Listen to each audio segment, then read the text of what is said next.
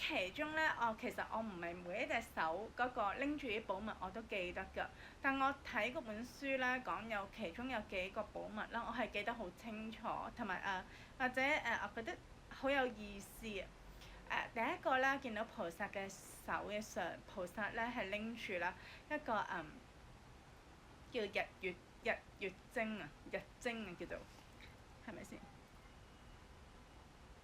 係啦，一個叫日精，摩尼手日精啊，即係咧好似個波入邊咧就有啲唔知咩嚟嘅，但係咧叫手日精咯，咁好似個波咁，但係佢唔係摩尼寶珠，呢個手日精咧係圓形嘅，入邊有啲嘢㗎，有啲好似唔知係咪好似隻雀仔，但唔知係咪雀仔啦，我都驚講錯。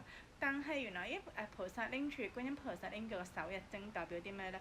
代表咧一啲眾生咧，如果有黑暗嘅時候咧，會俾佢見到光明啊！我覺得好有意思咯。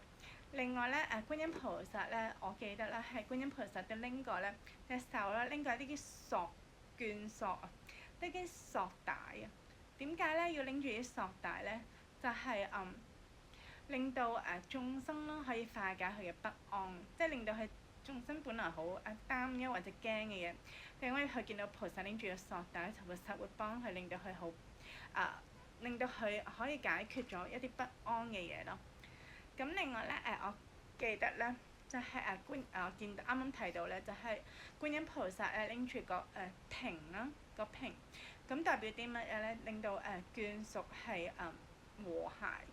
拎住個瓶，然後個瓶就代表令到眷屬啦。如果可能有家庭或者有情侶嗰啲，令到佢好生活好和諧。另外咧仲有一個觀音菩薩真係拎住個摩尼寶珠啦，代表啲咩咧？代表咗咧富貴，同埋代表咗珍貴嘅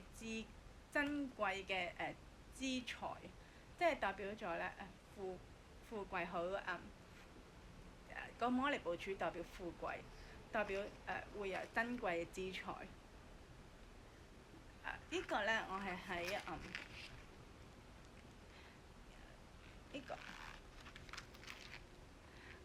呢本書入邊咧講晒有40隻手嘅觀音菩薩嘅相啦，係代表啲咩嘅意思咯，同埋菩薩點解要拎住呢啲嘅